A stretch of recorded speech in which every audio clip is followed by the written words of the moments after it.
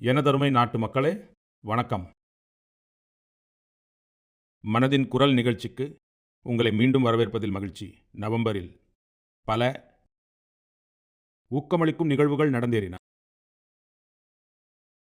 சில நாட்களுக்கு முன் நவம்பர் 26 அரசியலமைப்பு தினத்தை முன்னிட்டு சென்ட்ரல் ஹாலில் சிறப்பு நிகழ்ச்சி ஏற்பாடு செய்யப்பட்டிருந்தது.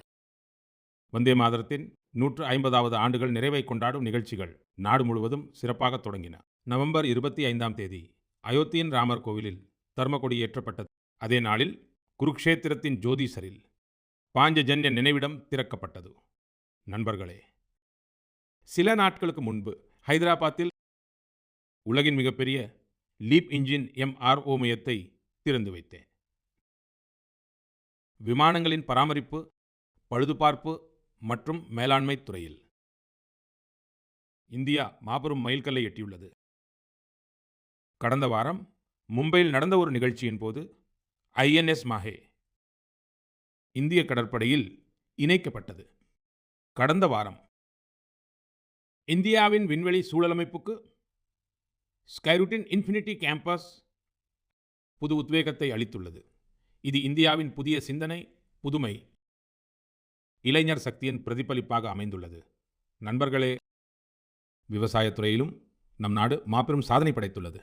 இந்தியா 357 மில்லியன் டன் உணவு தானிய உற்பத்தியின் மூலம் வரலாற்று சிறப்புமிக்க சாதனை படைத்துள்ளது. 357 மில்லியன் டன். 10 ஆண்டுகளுக்கு முன் இருந்ததை விட இந்தியாவின் உணவு தானிய உற்பத்தி 100 மில்லியன் டன் அதிகரித்துள்ளது. விளையாட்டுத் துறையிலும் கூட இந்தியா சிறந்து விளங்கியது. சில நாட்களுக்கு முன் இந்தியாவுக்கு காமன் விளையாட்டுகளை நடத்தும் வாய்ப்பும் கிடைத்ததாக அறிவிக்கப்பட்டுள்ளது. இவை பெரிய சாதனைகள். இந்த சாதனைகள் நம் நாட்டு மக்களுடையது. மனதின் குரல் நாட்டு மக்களின் இத்தகைய சாதனைகளையும் மக்களின் கூட்டு முயற்சிகளையும் பொதுமக்களின் முன் கொண்டு வருவதற்கான சிறந்த மேடையாக உள்ளது. மனதில் உறுதி இருந்தால், ஒரு குழுவாக கூட்டு சக்தியை நம்பி செயல்பட்டால், விழுந்தாலும் மீண்டும் எழுந்து நிற்கும் தைரியம் இருந்தால், கடினமான செயல்களிலும் வெற்றி நிச்சயம். கடந்த காலத்தில் செயற்கைக்கோள்கள், GPS அமைப்பு போன்ற எந்த வசதிகளும் இல்லாத போதும் நமது மாலுமிகள் பெரிய கப்பல்களை எடுத்துக்கொண்டு கடலில் பயணித்து தாங்கள் செல்ல வேண்டிய இடங்களை சென்றடைந்தனர். இப்போது கடலை கடந்து உலக நாடுகள் விண்வெளியின் எல்லையற்ற உயரங்களை அளந்து வருகின்றன. அங்கும் அதே சவால். GPS அமைப்பு இல்லை, தகவல் தொடர்புக்கான வசதிகள் இல்லை. எப்படி அடுத்த கட்டத்திற்கு செல்வது? நண்பர்களே, சில நாட்களுக்கு முன் சமூக ஊடகங்களில் ஒரு காணொளி என் கவனத்தை ஈர்த்தது. அது இஸ்ரோவின் ஒரு தனித்துவமான ட்ரோன் போட்டியின் காணொளி. அதில் இளைஞர்கள், குறிப்பாக நமது ஜென்சி தலைமுறையினர், செவ்வாய் கிரகத்தின் சுழலை போன்ற நிலைகளில் ட்ரோன்களை இயக்க முயன்று கொண்டிருந்தனர். ட்ரோன்கள் பறந்தன. சில கணங்கள் சமநிலையில் இருந்தன. பிறகு திடீரென்று தரையில் விழுந்தன. ஏன் தெரியுமா? ஏனெனில் அங்கு பறந்து கொண்டிருந்த ட்ரோன்களுக்கு GPS ஆதரவு முற்றிலும் இல்லை. செவ்வாய் கிரகத்தில் GPS சாத்தியமில்லை. அதனால் ட்ரோனுக்கு எந்த வெளிப்புற சமிக்ஞையோ வழிகாட்டலோ கிடைக்காது. ட்ரோன் ஆனது தனது கேமரா மற்றும் உள்ளமைக்கப்பட்ட மென்பொருள் உதவியுடன் பறக்க வேண்டியிருந்தது. சிறிய ட்ரோன் ஆனது நிலத்தின் அமைப்பை அடையாளம் காண வேண்டும், உயரத்தை அளக்க வேண்டும், தடைகளை புரிந்து கொள்ள வேண்டும், பாதுகாப்பாக தரையிறங்குவதற்கான வழியை தானாகவே கண்டுபிடிக்க வேண்டும். அதனால்தான் ட்ரோன்களும் ஒன்றன் பின் ஒன்றாக விழுந்து கொண்டிருந்தன. இந்த போட்டியில் புனேவைச் சேர்ந்த இளைஞர்கள் குழு ஒன்று ஓரளவிற்கு வெற்றி பெற்றது. அவர்களின் ட்ரோனும் பலமுறை விழுந்தது, நொறுங்கியது. ஆனால் அவர்கள் தோல்வியை ஒப்புக்கொள்ளவில்லை. பல முயற்சிகளுக்கு பிறகு அந்த குழுவின் ட்ரோன் செவ்வாய் கிரக சூழலில் சிறிது நேரம் பறந்து வெற்றி கண்டது. நண்பர்களே, இந்த காணொளியை பார்க்கும்போது என் மனதில் மற்றொரு காட்சி தோன்றியது. சந்திரயான் 2உடனான தொடர்பு துண்டிக்கப்பட்ட அந்த நாள் அன்று நாடு முழுவதும், குறிப்பாக விஞ்ஞானிகள், சில கணங்கள் ஏமாற்றமடைந்தனர். ஆனால் நண்பர்களே, தோல்வி அவர்களை தடுத்து நிறுத்தவில்லை. அன்றே அவர்கள் சந்திரயான் 3இன் வெற்றி கதையை எழுதத் தொடங்கிவிட்டனர். அதனால்தான் சந்திரயான் 3 வெற்றிகரமாக தரையிறங்கிய போது அது ஒரு திட்டத்தின் வெற்றி மட்டுமல்ல, அது தோல்வியிலிருந்து மீண்டு உருவான நம்பிக்கையின் வெற்றி. இந்த காணொளியில் உள்ள இளைஞர்களின் கண்களில் அதே ஒளி இருந்தது. ஒவ்வொரு முறையும் நமது இளைஞர்களின் ஆர்வத்தையும் விஞ்ஞானிகளின் அர்ப்பணிப்பையும் காணும்போது என் மனம் உற்சாகத்தால் நிறைகிறது. இளைஞர்களின் இந்த ஆர்வம்தான் வளர்ந்த இந்தியாவின் மிகப்பெரிய சக்தி. எனதருமை நாட்டுமக்களே, நீங்கள் அனைவரும் தேனின் இனிமையை நிச்சயம் அறிந்திருப்பீர்கள். ஆனால் அதில் எத்தனை மக்களின் உழைப்பு, எத்தனை பாரம்பரியங்கள் மற்றும் இயற்கையுடனான எவ்வளவு அழகான இணக்கம் உள்ளது என்பது நமக்கு பெரும்பாலும் தெரிவதில்லை. நண்பர்களே, ஜம்மு காஷ்மீரின் மலைப்பகுதிகளில் வன துளசி, அதாவது சுலாய் பூக்களிலிருந்து இங்குள்ள தேனீக்கள் மிகவும் தனித்துவமான தேனை உருவாக்குகின்றன. இது வெண்மை நிறத்தில் இருக்கும். இது ராம்பன் சுலாய் தேன் எனப்படுகிறது. சில ஆண்டுகளுக்கு முன்புதான் ராம்பன் சுலாய் தேனுக்கு புவிசார் குறியீடு கிடைத்தது. அதன் பிறகு இந்த தேனின் புகழ் நாடு முழுவதும் பரவி வருகிறது.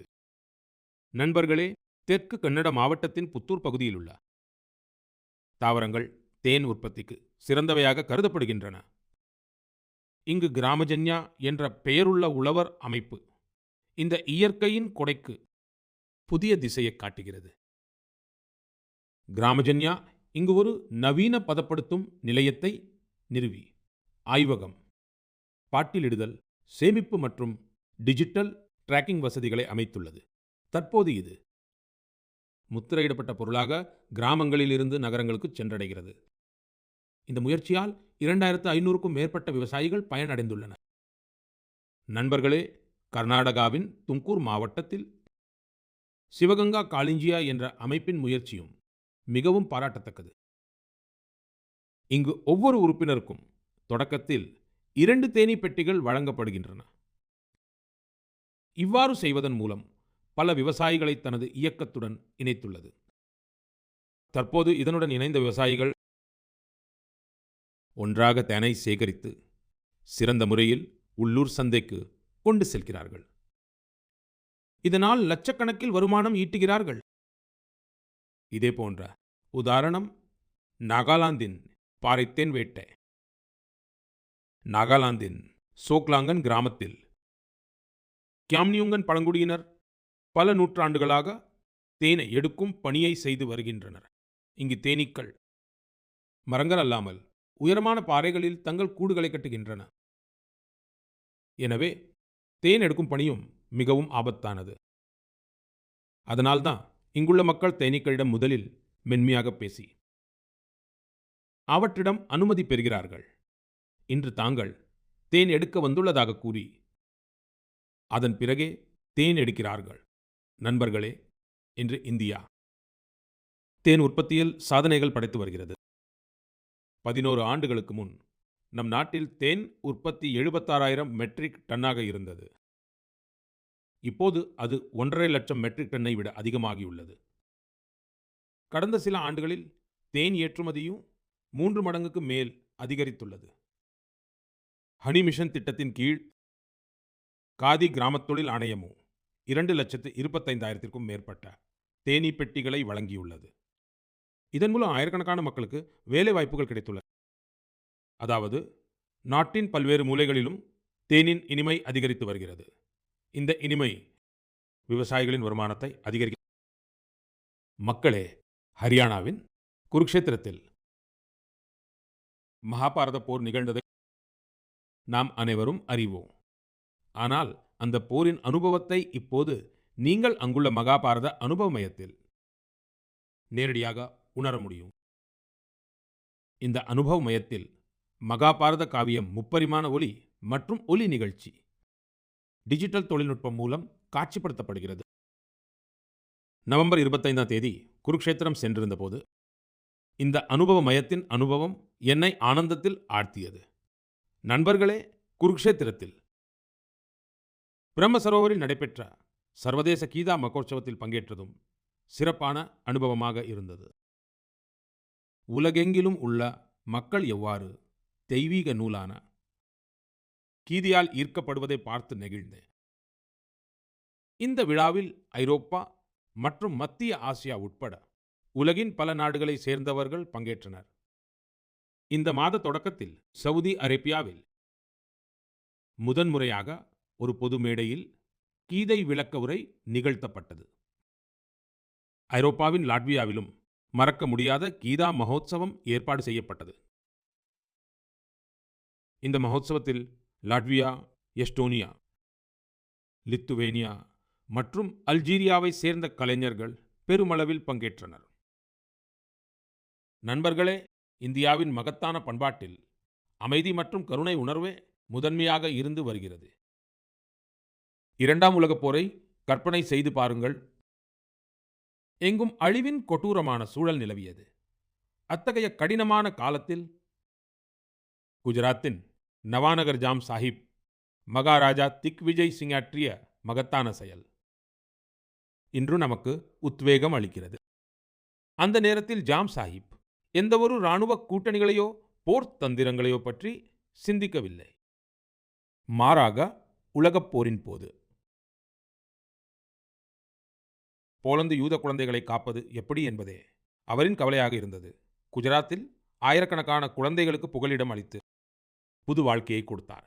இது இன்றும் முன்மாதிரியாக திகழ்கிறது. சில நாட்களுக்கு முன் தெற்கு இஸ்ரேலின் மஷாவ் நெவாடிமில் ஜாம் சாஹிப்பின் சிலை திறந்து வைக்கப்பட்டது. இது மிகவும் சிறப்பான ஒரு கௌரவமாகும். கடந்த ஆண்டு போலந்தின் வார்சாவில் ஜாம் சாஹிப்பின் நினைவிடத்தில் மலரஞ்சலி செலுத்தும் பாக்கியம் எனக்கு கிடைத்தது. அந்த தருணம் மறக்க முடியாததாக இருக்கும்.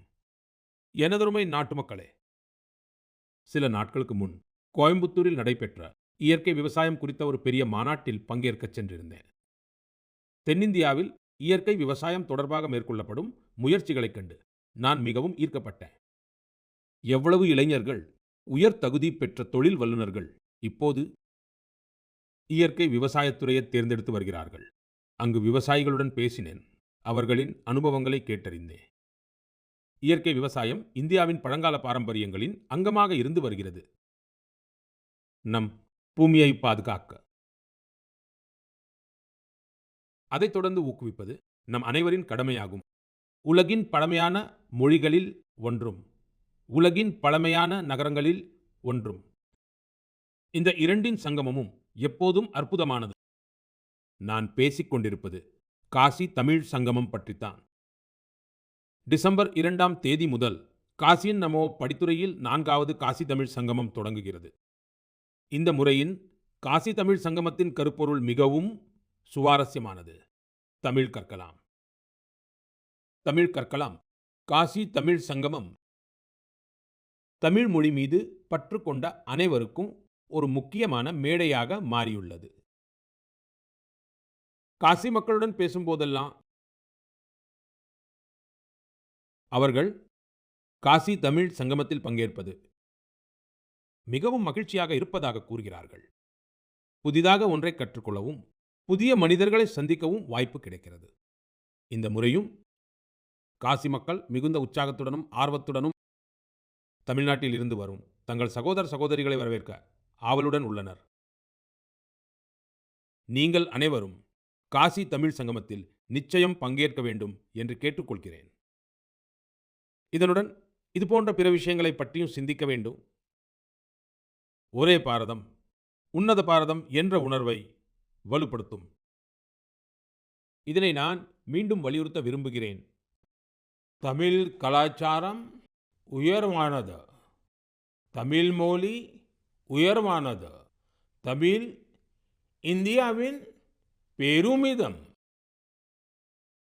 எனதருமை நாட்டு மக்களே, இந்தியாவின் பாதுகாப்பு அமைப்பு வலுப்பெறும்போது ஒவ்வொரு இந்தியரும் பெருமையடைகிறார்கள். கடந்த வாரம் மும்பையில் ஐஎன்எஸ் மாஹே இந்திய கடற்படையில் சேர்க்கப்பட்டது.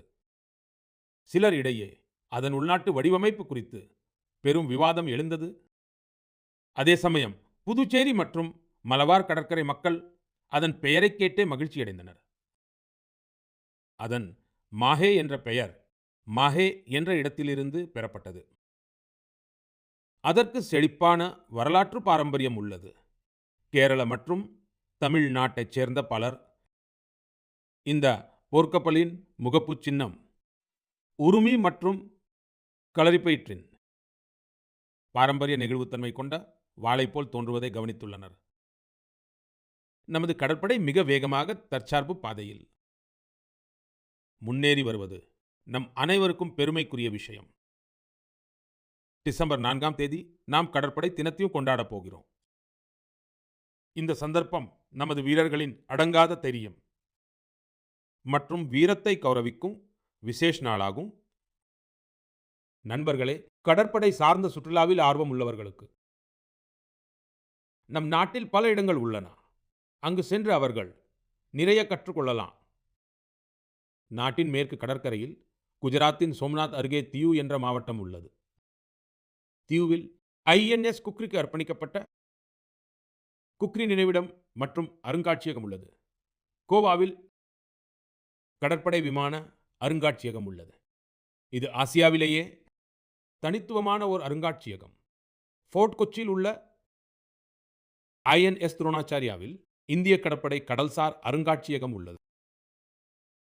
இங்கு நமது நாட்டின் கடல்சார் வரலாறு மற்றும் இந்திய கடற்படையின் பரிணாம வளர்ச்சியை காணலாம். முன்பு போர்ட் பிளேர் என்று அழைக்கப்பட்ட ஸ்ரீவிஜயபுரத்தில் உள்ள சமுத்ரிகா கடற்படை கடல்சார் அருங்காட்சியகம் அந்த பகுதியின் செழிப்பான வரலாற்றை வெளிக்கொணர்வதில் பெயர் பெற்றது. கார்வாரில் உள்ள ரவீந்திரநாத் தாகூர் கடற்கரையில் போர்க்கப்பல் அருங்காட்சியகத்தில் ஏவுகணைகள் மற்றும் ஆயுதங்களின் மாதிரிகள் வைக்கப்பட்டுள்ளன. விசாகப்பட்டினத்திலும் ஒரு நீர்மூழ்கி கப்பல், ஹெலிகாப்டர் மற்றும் விமான அருங்காட்சியகம் உள்ளது. இது இந்திய கடற்படை தொடர்புடையது. நீங்கள் அனைவரும் குறிப்பாக இராணுவ வரலாற்றில் ஆர்வம் உள்ள அனைவரும் இந்த அருங்காட்சியகங்களை காண நிச்சயம் செல்ல வேண்டும். மக்களே, குளிர்காலம் வந்துவிட்டது. அதனுடன் குளிர்கால சுற்றுலாவுக்கான நேரமும் வந்துவிட்டது. உலகின் பல நாடுகள் குளிர்கால சுற்றுலாவை தங்கள் பொருளாதாரத்தின் மிகப்பெரிய அடித்தளமாக மாற்றியுள்ளன.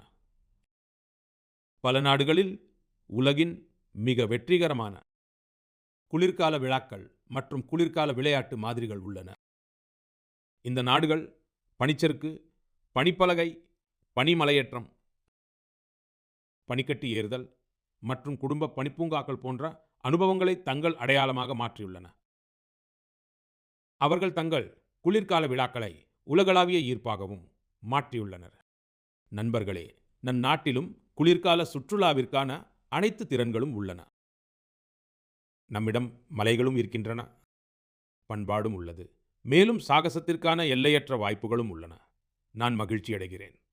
இந்த நாட்களில் உத்தராகண்டின் குளிர்கால சுற்றுலா மக்களை மிகவும் ஈர்த்து வருகிறது. குளிர்காலத்தில் ஆரி, முன்சியாரி, சாப்டா மற்றும் டேஹ்ரா போன்ற இடங்கள் பிரபலமாகி வருகின்றன. சில வாரங்களுக்கு முன்பு பித்தோராகர் மாவட்டத்தில் 14,500 அடிக்கும் அதிகமான உயரத்தில் ஆதி கைலாஷில் மாநிலத்தின் உயரமான மலைப்பகுதியில் நடைபெறும் அல்ட்ரா ரன் மாரத்தான் ஏற்பாடு செய்யப்பட்டது. இதில் நாடெங்கும் 18 மாநிலங்களைச் சேர்ந்த 750க்கும் மேற்பட்ட தடகள வீரர்கள் பங்கேற்றனர். 60 கிலோமீட்டர் நீளமான ஆதி கைலாஷ் பரிக்ரமா ரன் கடுமையான குளிரில் காலை 5 மணிக்கு தொடங்கியது. இவ்வளவு குளிரிலும் மக்களின் உற்சாகம் பார்ப்பதற்குரியதாக இருந்தது. ஆதி கைலாஷ் யாத்திரைக்கு 3 ஆண்டுகளுக்கு முன்பு வரை 2000க்கும் குறைவான சுற்றுலா பயணிகள் மட்டுமே வந்த நிலையில் இப்போது இந்த எண்ணிக்கை 30,000க்கும் அதிகமாக உயர்ந்துள்ளது. நண்பர்களே, சில வாரங்களில் உத்தராகண்டில் குளிர்கால போட்டிகளும் நடைபெற உள்ளன. நாடு முழுவதிலும் உள்ள விளையாட்டு வீரர்கள், சாகச விரும்பிகள் மற்றும் விளையாட்டு தொடர்புடையவர்கள் இது குறித்து உற்சாகமாக உள்ளனர். பனிச்சறுக்கு அல்லது பனிப்பலகை. பனியில் நடைபெறும் பல விளையாட்டுகளுக்கான தயாரிப்புகள் தொடங்கிவிட்டன. உத்தராகண்ட் குளிர்கால சுற்றுலாவை மேம்படுத்துவதற்காக இணைப்பு மற்றும் உள்கட்டமைப்பிலும் கவனம் செலுத்தியுள்ளது. தங்குமிடங்களுக்கான புதிய கொள்கையும் உருவாக்கப்பட்டுள்ளது. நண்பர்களே, குளிர்காலத்தில் இந்தியாவில் திருமணம் செய்யும் பிரச்சாரமும் தனித்துவம் பெறுகிறது. குளிர்காலத்தின் பொன்னான வெயில், மலையில் இருந்து இறங்கும் பனிமூட்டத்தின் போர்வை. இலக்கு திருமணங்களுக்காக மலைகள் இப்போது மிகவும் பிரபலமாகி வருகின்றன. பல திருமணங்கள் இப்போது குறிப்பாக கங்கை நதிக்கரையில் நடைபெறுகின்றன. நண்பர்களே, குளிர்காலத்தின் இந்த நாட்களில் இமயமலையின் பள்ளத்தாக்குகள் வாழ்நாள் முழுவதும் உடனிருக்கும் அனுபவத்தின் பகுதியாக மாறிவிடுகின்றன. நீங்கள் ஒருவேளை இந்த குளிர்காலத்தில் எங்காவது செல்ல திட்டமிட்டிருந்தால் இமயமலையின் பள்ளத்தாக்குகளை நிச்சயம் ஒரு தேர்வாக வைத்துக் கொள்ளுங்கள். நண்பர்களே, சில வாரங்களுக்கு முன் நான் பூடான் சென்றிருந்தேன். இது போன்ற பயணங்களில் பல்வேறு வகையான உரையாடல்கள் மற்றும் விவாதங்களுக்கான வாய்ப்பு கிடைக்கிறது. எனது இந்த பயணத்தில் பூட்டானின் மன்னர், முன்பு மன்னராக இருந்த அவரது தந்தை, அங்குள்ள பிரதமர் மற்றும் பிறரையும் சந்தித்தேன். அப்போது அனைவரிடமிருந்தும் ஒரு விஷயம் கேட்க கிடைத்தது. அவர்கள் அனைவரும் புத்த பகவானின் புனித சின்னங்களை அனுப்பியதற்காக இந்திய மக்களுக்கு நன்றி தெரிவித்தனர். இதை கேட்டபோதெல்லாம் என் இதயம் பெருமிதத்தால் நிறைந்தது. நண்பர்களே, பகவான் புத்தரின் புனித சின்னங்கள் குறித்து பல நாடுகளிலும் இதேபோன்ற உற்சாகம் காணப்பட்டது. கடந்த மாதம் தேசிய அருங்காட்சியகத்திலிருந்து இந்த புனித சின்னங்கள் ரஷ்யாவின் கல்மிகியாவுக்கு கொண்டு செல்லப்பட்டன. இங்கு பௌத்த மதத்திற்கு விசேஷ முக்கியத்துவம் உள்ளது. இவற்றை காண்பதற்காக ரஷ்யாவின் தொலைதூர பகுதிகளில் இருந்தும் மிகப்பெரிய எண்ணிக்கையில் மக்கள் அங்கு வந்ததாக இந்த புனித சின்னங்கள் மங்கோலியா, வியட்நாம் மற்றும் தாய்லாந்திற்கும் கொண்டு செல்லப்பட்டுள்ளன. அனைத்து இடங்களிலும் மக்களிடையே பெரும் உற்சாகம் காணப்பட்டது. இவற்றை காண்பதற்காக தாய்லாந்து மன்னரும் வந்திருந்தார். உலகம் முழுவதும் புத்த பகவானின் புனித சின்னங்கள் மீது இத்தகைய ஆழமான பிணைப்பைக் கண்டு மனம் நெகிழ்ச்சியில் நிறைகிறது. இதுபோன்ற ஒரு முயற்சி உலகம் முழுவதிலும் உள்ள மக்களை ஒன்று சேர்க்கும் சக்தியாக அமைகிறது என்பதை கேட்பது மிகவும் மகிழ்ச்சி அளிக்கிறது. எப்போதும் உள்ளூர் பொருட்களுக்கு குரல் கொடுங்கள் என்று கூறியுள்ளேன். சில நாட்களுக்கு முன் G20 உச்சிமாநாட்டின் போது உலகின் பல தலைவர்களுக்கு பரிசுகள் வழங்கும்போது நான் உள்ளூர் பொருட்களுக்கு குரல் கொடுங்கள் என்று வலியுறுத்தினேன். நாட்டு மக்களின் சார்பாக உலகத் தலைவர்களுக்கு வழங்கிய பரிசுகளில் இந்த உணர்விற்கு விசேஷ கவனம் செலுத்தப்பட்டது. இந்த மாநாட்டின் போது தென்னாப்பிரிக்காவின் குடியரசுத் தலைவருக்கு நடராஜரின் வெண்கலச் சிலையை பரிசளித்தேன். இது தமிழ்நாட்டின் தஞ்சாவூரின் கலாச்சார பாரம்பரியத்துடன் தொடர்புடைய சோழர் கால சிற்பக்கலையின் அற்புதமான எடுத்துக்காட்டு. கனடாவின் பிரதமருக்கு வெள்ளியால் ஆன குதிரை சிலை வழங்கப்பட்டது. இது ராஜஸ்தானின் உதய்பூரின் சிறந்த கைவினைத்திறனை காட்டுகிறது. ஜப்பான் பிரதமருக்கு வெள்ளியால் ஆன புத்தர் சிலை பரிசளிக்கப்பட்டது. இதில் தெலுங்கானா மற்றும் கரீம்நகரின் புகழ்பெற்ற வெள்ளி கைவினைத்திறனின் நுணுக்கம் தெரிகிறது. இத்தாலி பிரதமருக்கு பூக்களின் வடிவம் கொண்ட வெள்ளி கண்ணாடி பரிசளிக்கப்பட்டது. இதுவும் கரீம்நகரின் பாரம்பரிய உலோக சிற்பக்கலையை வெளிப்படுத்துகிறது. ஆஸ்திரேலியா பிரதமருக்கு வெண்கல உருளியை பரிசளித்தேன். இது கேரளாவின் மன்னாரில் ஒரு சிறந்த கைவினைப் பொருளாகும். இந்திய கைவினை கலை மற்றும் பாரம்பரியத்தை பற்றி உலகம் அறிய வேண்டும் என்பதே எனது நோக்கம். நமது கைவினைஞர்களின் திறமைக்கு உலகளாவிய மேடை கிடைக்க வேண்டும். நண்பர்களே, உள்ளூர் பொருட்களுக்கு குரல் கொடுங்கள் என்ற உணர்வை நாட்டின் கோடிக்கணக்கான மக்கள் தங்கள் வாழ்வின் அங்கமாக மாற்றிக்கொண்டதில் மகிழ்ச்சி. இந்த ஆண்டு நீங்கள் பண்டிகைகளுக்காக பொருட்கள் வாங்க சந்தைக்கு சென்றபோது ஒரு விஷயத்தை அனைவரும் உணர்ந்திருப்பீர்கள். மக்களின் விருப்பங்களிலும் வாங்கும் பொருட்களிலும் நம் நாடு சுதேசியை நோக்கி நகர்வதற்கான தெளிவான அறிகுறி தெரிந்தது. மக்கள் தாங்களாகவே இந்திய பொருட்களை தேர்ந்தெடுத்தனர். இந்த மாற்றத்தை மிகச்சிறிய கடைக்காரரும் உணர்ந்தார். இந்த முறை இளைஞர்களும் உள்ளூர் பொருட்களுக்கு குரல் கொடுத்தனர். இன்னும் சில நாட்களில் கிறிஸ்துமஸ் மற்றும் புத்தாண்டுக்கான ஷாப்பிங் தொடங்க உள்ளது. மீண்டும் நினைவூட்டுகிறேன், உள்ளூர் பொருட்களுக்கு குரல் கொடுங்கள். நம் நாட்டில் தயாரிக்கப்பட்டதே வாங்குங்கள். நாட்டு மக்களின் உழைப்பு உள்ளதையே விற்பனை செய்யுங்கள். மக்களே, இந்திய விளையாட்டுகளை பொறுத்தவரை இந்த மாதம் சிறப்பாக அமைந்துள்ளது. இந்த மாதம் இந்திய மகளிர் அணியின் ஐசிசி மகளிர் உலக கோப்பை வெற்றியுடன் தொடங்கியது. ஆனால் அதன் பிறகும் களத்தில் மேலும் பல செயல்பாடுகள் காணப்பட்டன. சில நாட்களுக்கு முன் டோக்கியோவில் மாற்றுத்திறனாளிகளுக்கான ஒலிம்பிக்ஸ் நடைபெற்றன. அங்கு இந்தியா இதுவரை இல்லாத சிறந்த செயல்திறனை வெளிப்படுத்தி 20 பதக்கங்களை வென்றது. மகளிர் வீராங்கனைகளும் கபடி உலகக்கோப்பையை வென்று வரலாறு படைத்தனர். போட்டி முழுவதும் அவர்கள் சிறந்த செயல்திறனை வெளிப்படுத்தி நம் மனதை வென்றனர். உலக குத்துச்சண்டை கோப்பை இறுதிப் போட்டிகளிலும் அவர்களின் செயல்திறன் சிறப்பாக இருந்தது. அங்கு அவர்கள் 20 பதக்கங்களை வென்றனர். நண்பர்களே, நமது மகளிர் அணி பார்வையற்றோருக்கான கிரிக்கெட் உலகக்கோப்பையை வென்றது. பெரிதும் பேசப்படுகிறது. நமது இந்த அணி ஒரு ஆட்டத்தில் கூட தோற்காமல் இந்த போட்டியை வென்றுள்ளது. நாட்டு மக்களுக்கு இந்த அணியின் ஒவ்வொரு வீராங்கனையும் நினைத்து மிகவும் பெருமையாக உள்ளது. இந்த அணியை பிரதமர் இல்லத்தில் சந்தித்தேன். இந்த அணியின் தைரியமும் அவர்களின் மன உறுதியும் நிறைய கற்றுக் கொடுக்கிறது. இந்த வெற்றி நமது விளையாட்டு வரலாற்றில் மிகப்பெரிய வெற்றிகளில் ஒன்றாகும். இது ஒவ்வொரு இந்தியரையும் தொடர்ந்து ஊக்குவிக்கும். இப்போது நம் நாட்டில் என்டியூரன்ஸ் ஸ்போர்ட்ஸ் என்ற ஒரு புதிய விளையாட்டு கலாச்சாரமும் வேகமாக வளர்ந்து வருகிறது. என்டியூரன்ஸ் ஸ்போர்ட்ஸ் என்று நான் கூறுவது உங்களின் வரம்புகளை சோதிக்கும் விளையாட்டு செயல்பாடுகளைத்தான். சில ஆண்டுகளுக்கு முன்வரை மாரத்தான் மற்றும் பைகத்தான் போன்ற சிறப்பு நிகழ்வுகள் சில குறிப்பிட்ட நபர்களுக்கு மட்டுமே வரையறுக்கப்பட்டிருந்தது. ஆனால் இப்போது நிறைய மாறிவிட்டது. நாடு முழுவதும் மாதமும் 1500க்கும் மேற்பட்ட என்டியூரன்ஸ் ஸ்போர்ட்ஸ் போட்டிகள் நடத்தப்படுவதாக தெரிவிக்கப்பட்டுள்ளது. இந்த நிகழ்வுகளில் பங்கேற்க விளையாட்டு வீரர்கள் தொலைதூர இடங்களுக்கு செல்கிறார்கள். என்டியூரன்ஸ் ஸ்போர்ட்ஸின் ஓர் உதாரணம் ஐரன்மேன் ட்ரையத்லான்.